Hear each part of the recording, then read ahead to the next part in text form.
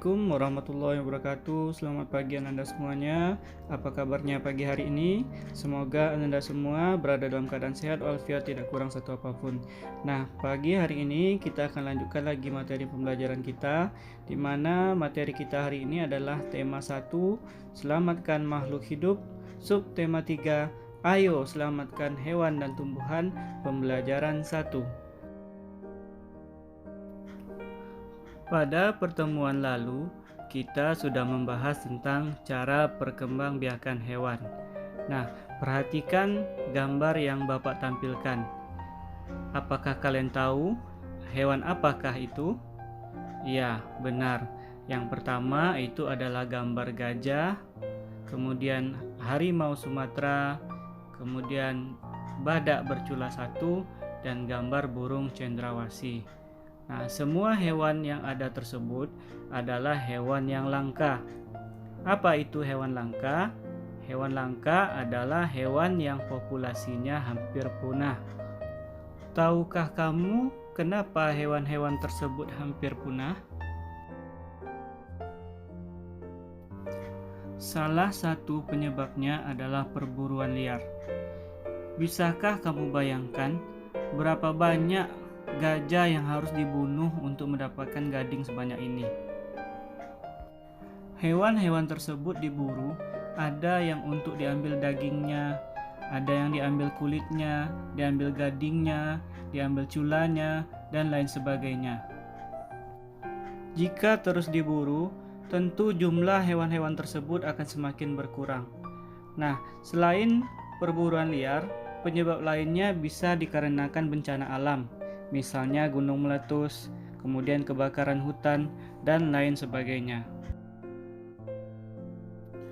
Penyebab terbesar punahnya hewan-hewan tersebut adalah ulah manusia-manusia yang tidak bertanggung jawab. Untuk itu, sebagai manusia yang berbudi pekerti, ada beberapa upaya yang bisa kita lakukan untuk melestarikan hewan-hewan tersebut. Yang pertama, dengan membuat cagar alam. Nah, cagar alam adalah tempat untuk melindungi hewan dan tumbuhan yang hampir punah. Jadi, untuk masuk ke sana kita membutuhkan izin khusus. Kenapa? Karena cagar alam itu dijaga dengan ketat.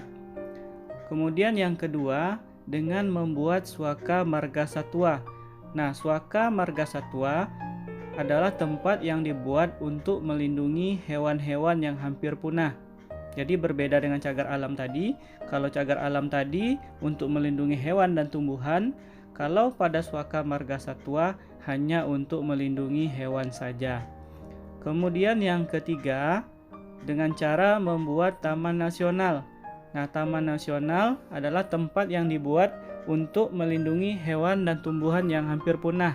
Jadi mirip seperti cagar alam tadi, tetapi ya tidak seketat cagar alam tadi. Jadi untuk masuk ke taman nasional itu relatif lebih mudah.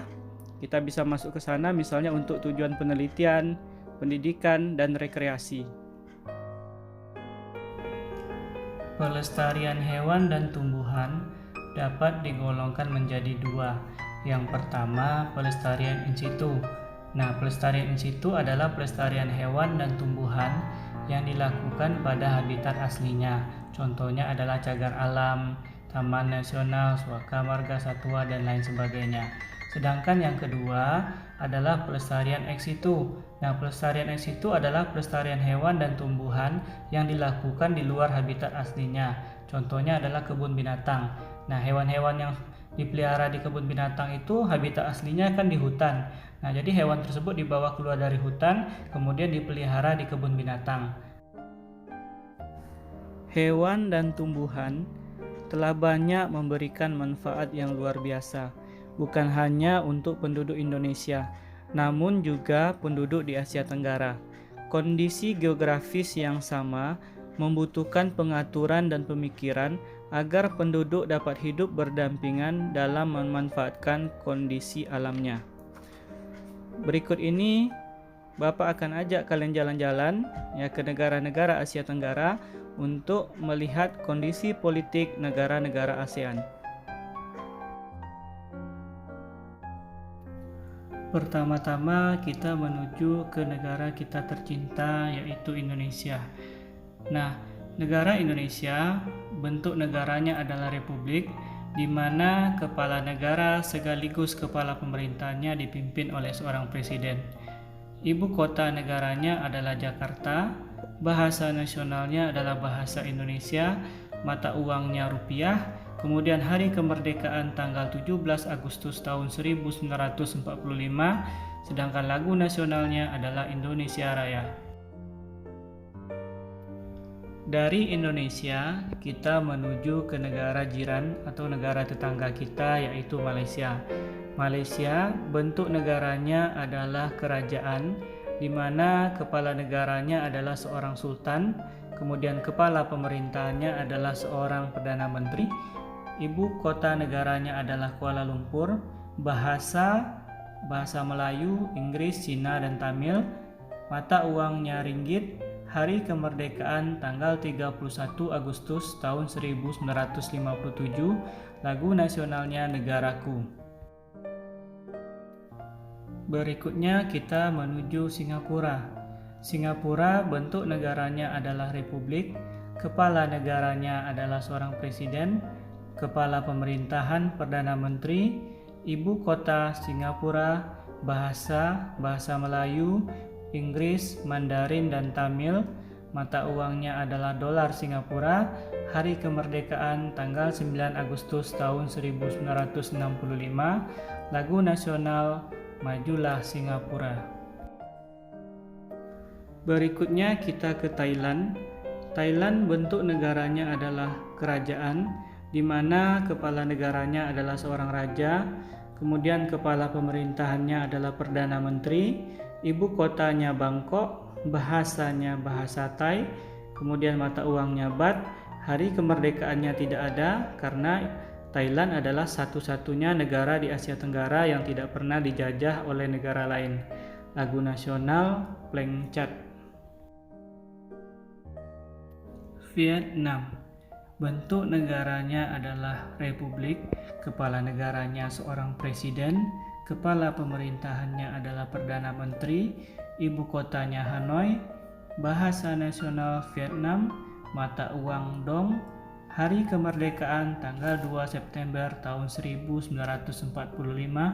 Lagu nasional Tien Kuen Cha atau The Song of the Marching Troops. Myanmar, bentuk negaranya adalah republik. Kepala negara sekaligus kepala pemerintahannya adalah seorang presiden. Ibu kotanya Nay Pyi Taw.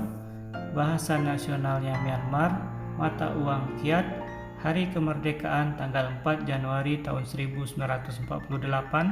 Lagu nasionalnya Kaba Ma Kiai atau Till the End of the World Myanmar. Kamboja, bentuk negaranya adalah kerajaan. Kepala negaranya adalah raja. Kepala pemerintahannya seorang perdana menteri. Ibu kotanya adalah Phnom Penh.